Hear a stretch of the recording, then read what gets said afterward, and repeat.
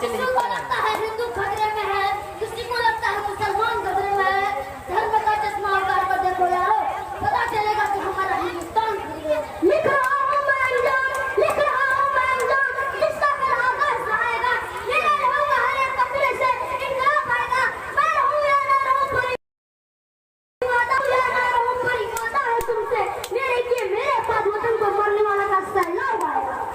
पत्थर को पीस कर कभी मैदान हुआ, पत्थर को पीस कर कभी मैदान हुआ, जो हमारे देश को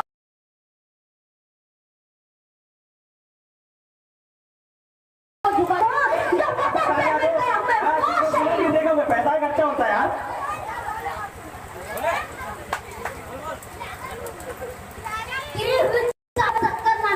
तुम सब भिखारियों ने खीर समझ बैठे।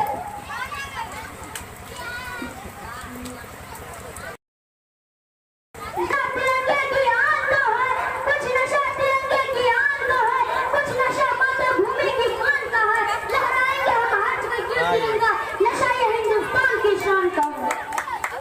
सले को साथ करते हैं, सले को साथ करते हैं, जिस बारूद से आप बनता है उसको हिंदुस्तान का है।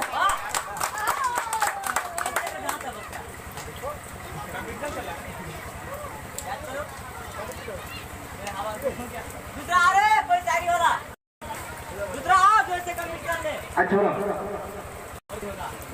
इनके बाद मैं मरगो को बुलाना था। मरगो मरगो मरगो सुना ले जरा।